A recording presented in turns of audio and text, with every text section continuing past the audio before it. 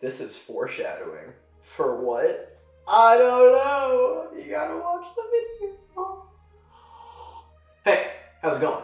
I'm Denver, if you're new around here. I wear the elf hat, and I'm hopefully going to make your tabletop role-playing games just a little bit better.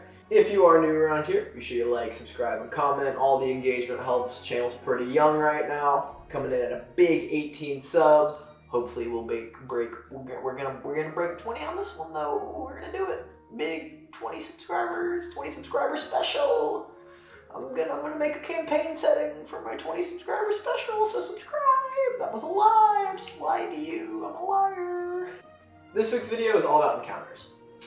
I was having a conversation with some friends over Thanksgiving break, and one of them was a pretty long time dungeon master. Him and I were swapping stories about some of our favorite encounters that we've run, some things that we tried that didn't really work out, that kind of stuff. And it got me thinking about how important encounters really are to the game. If you don't know, an encounter actually goes beyond the scope of combat. An encounter in Dungeons & Dragons can be social, it can be traversal, and it can be, yes, everyone's favorite, combat. So encounters can exist in any of the three pillars of play. It's a really important thing to come to understand, because I did not early on, and realizing that an encounter doesn't just have to be combat, that there's other interesting ways to use the rules of the game outside of combat, was really enlightening for me. So let me pass some wisdom along if you don't already got it. I think the best way to conceptualize encounters outside of combat, and even in combat, is any situation that might be of interest to the party or to you as the dungeon master that could have an outcome of success or failure that needs to be weighed by the dice. I think a great example that I have from my game towards the middle of it was this tea cart.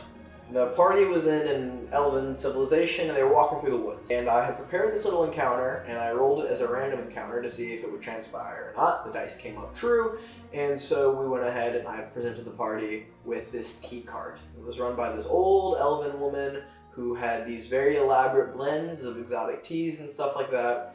This was a travel encounter. The party had to navigate and be in a certain region, and depending on which region they were in, that affected their odds of getting this encounter. So it did. I used the dice, and the dice said yes, and so we did it. Past meeting the woman running the cart, the party realized that she had items for sale. And at this point, now that we've introduced a character and we're exchanging information as an NPC in the party, this is a social encounter. We've taken it from travel, brought it into social. To try and buy some of these exotic teas. They haggled on the price, purchased some, and then the two groups went on their way. Party kept marching south, she kept marching north towards some city, and that was the whole encounter. A few sessions later, they found out that these teas that they had purchased actually gave them advantage on a given saving throw. And eventually those did get used in combat. Combat starts, they realize that the big bad guys got some specific spell that targets a specific stat, and they drank the corresponding potion to better their odds, come out victorious. Great. And so this all came from a single encounter, right? There were successes in combat that stemmed from things found in travel and interactions had based on what was found. That's the game. Encounters in so many ways are the backbones and the skeletons of Dungeons & Dragons. But it's also kind of like the stuff you want to see on screen. The cool stuff, you know? It's what makes the game exciting, it's what makes the game fun. There's not a right and wrong way, but there is a useful way, I think. We're coming in, we got a little hot take. I found one of these for the hot take section of the video. I think it's best if, when you're coming up with encounters, and again, encounters all across any pillar of play, you keep in mind the win conditions and incentives that you are presenting to your party. I'm running Fandolin right now for a group of friends, and they had an encounter with the Red Brands at the Miners Exchange, if you're familiar, and through a couple pretty high rolls on the Red Brands part, a character was knocked unconscious. A couple turns, they were taken hostage. One of the Red Brands had a sword to the character's throat and was threatening the rest of the party unless the party gave them some additional gold and the combat could cease. So right there, we have a lot of things that we have to assess, and this is where you start to get some really rich roleplay from your party. Win condition for the fight ends up not becoming killing everything on the board. There's definitely a place for that style of encounter. It becomes getting out alive. This is tension. Now this is stakes. This is narrative. We have to think of something, come up with a plan. You're at the essence of the game again. Also, just a disclaimer, win condition gets thrown around a lot in a lot of power gaming circles and stuff like that, and if that's your table's fun, go ahead, do that, run that, have a great time with it. Not my favorite, but I couldn't think of a better word to describe what the success of a given encounter is, so we're just gonna use win condition. Whoops. Now comes time for the fun part. Now we kind of talk about what encounters are, kind of how to think about them, what the skeleton of them are that you can flesh out in your game. I want to give some of my successes. Last video, beautiful plug, I talked about a lot of my mistakes, my early mistakes in Dungeon Master, things I wish I could kind of tweak or change and stuff like that. In this video, we're talking about my successes. I'm about to just flex on all of you with my just elite, in 10 trillion IQ Dungeon Master brain right now. So buckle up, baby. We're going to Portland. There are 2 encounters I want to talk about right now in this video in like a story time style format. These 2 encounters are my longest standing party's favorite encounter, I think, and my favorite encounter ever. My favorite encounter and their favorite encounter are not the same encounter. It's pretty interesting and worth talking about. We'll do theirs first. The party, which is the Bastards of Blenkarth, were tasked by Blenkarth, their friend, Lee Kingdom, to go assassinate a general for the Brassen Empire. The party is given an approximate location. They're told that he's out on an active battlefield somewhere, issuing commands and the like, and they need to go take him out. They find out that the general tent, encampment, etc. that he's set up in is on the other side of an active battlefield. You have Blenkarth soldiers that they are allied with, and the enemy Brassen soldiers that they are against fighting. And their win condition is not the battle.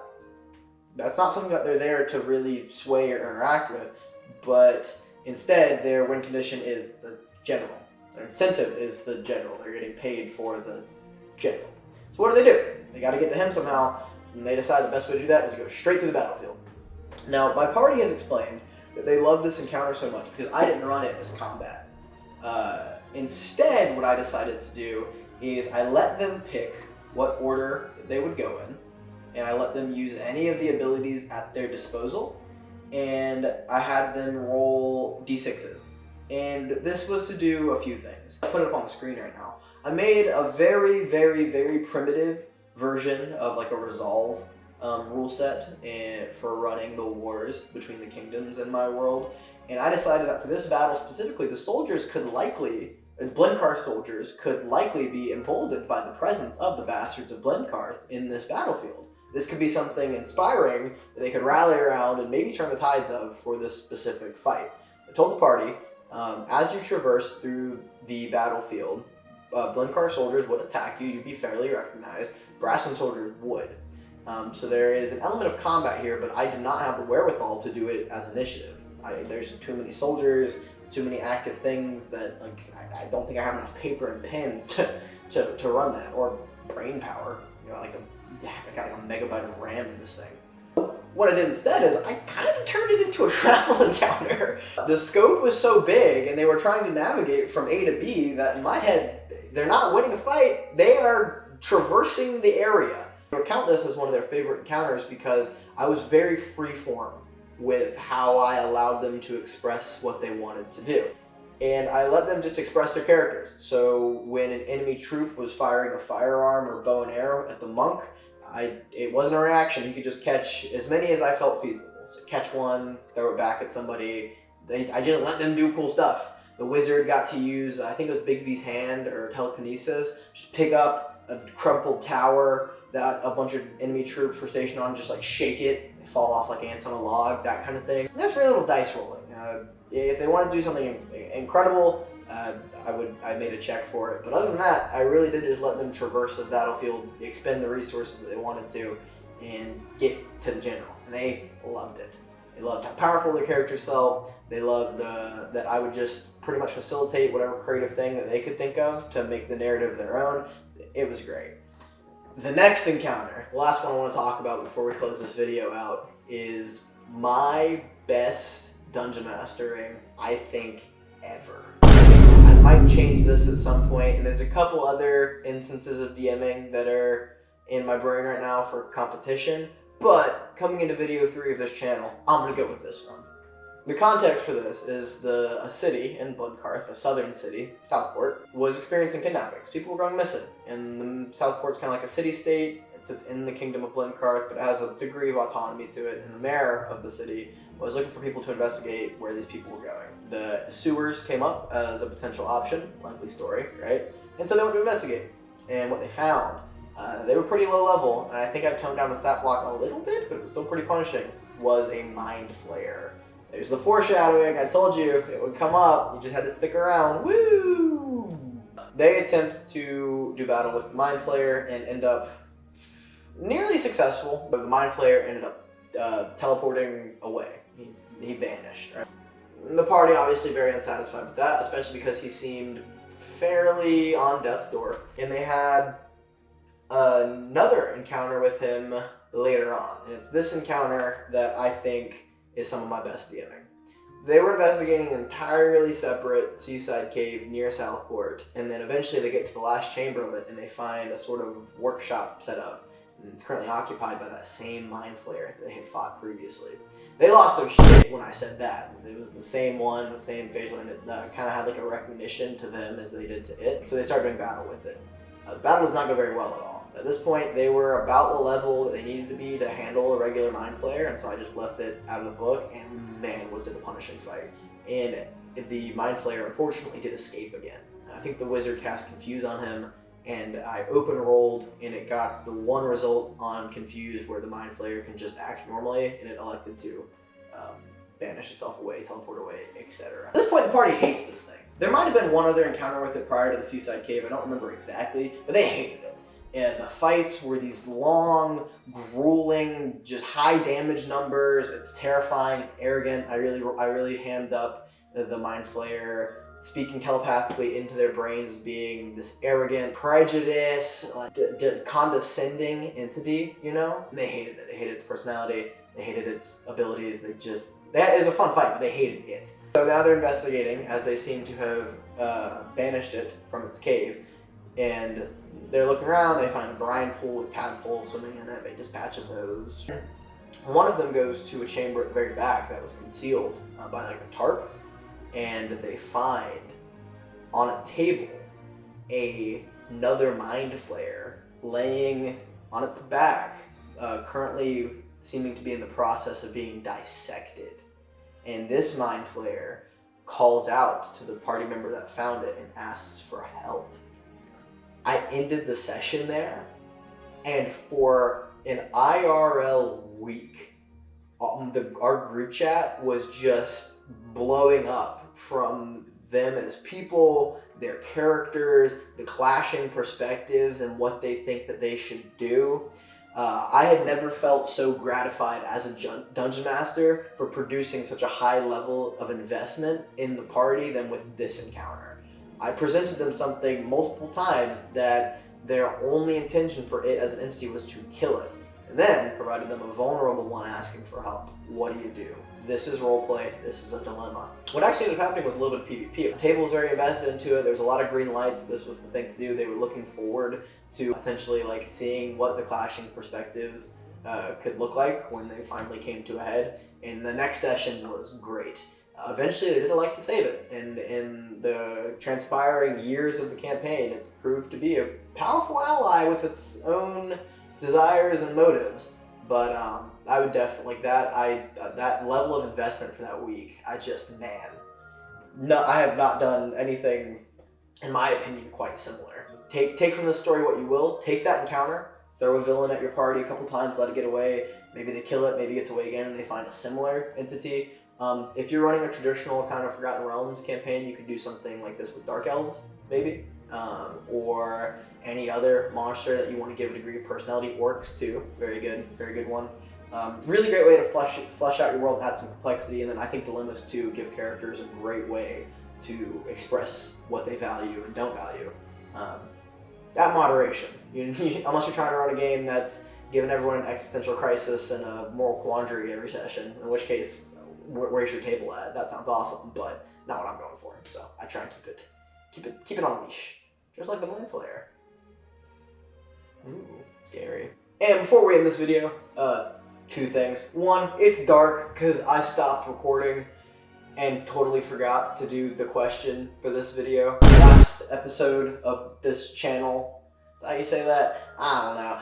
I asked a question in the description, and I wanted to start getting the ball rolling on answering last video's question, asking this video's question, get the process going, and I totally started editing, and it's like 3 hours later, and I was like, oh, I didn't ask a question for this video or even talk about the last one. So, I'm gonna do that now before we wrap up. Last week's question, which can be found in the description, was, what was your biggest mistake related to D&D?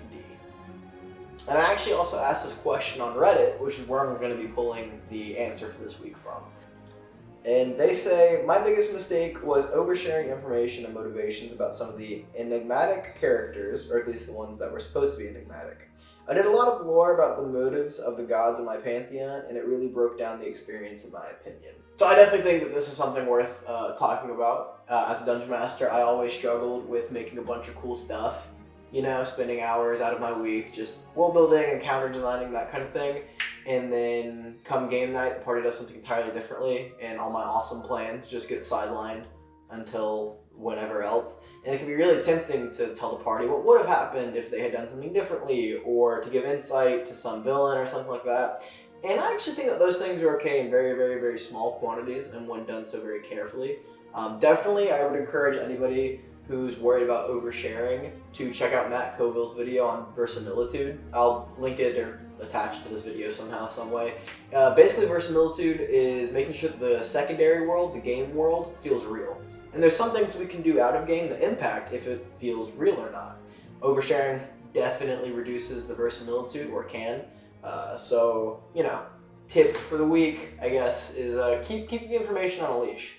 I find some of the best stuff are things that I thought would never come up again, and through happenstance do end up coming up, and then I look like I've just prepared for absolutely everything, when really I prepared it like 2 years ago, and they decided to do something different, but then they came back, and I just kind of retooled it. It's awesome to do that. So, and then the question, the question for this week's video is, what's your favorite encounter that you've ever played in, and what made it cool? So players, DMs, however you want to chime in on this. Combat, social, travel. If you've got a travel encounter, definitely share. I feel like those are definitely going to be a little less prevalent. If you got a favorite encounter, what was it? Why? Let me know in the comments. I'll post this on Reddit too. I'm going to work on getting some social medias for the channel set up, but that's not a priority for me right now. Next thing's next going to be a mic. It's going to sound better eventually, I promise. So, get ready for that. And with that, questions out of the way, looking forward to hearing the responses. I'll go ahead and end this video. As we all know, I do not properly know how to end a YouTube video. So, let's make a stealth check. See how it goes. Hey, 15. That's pretty good.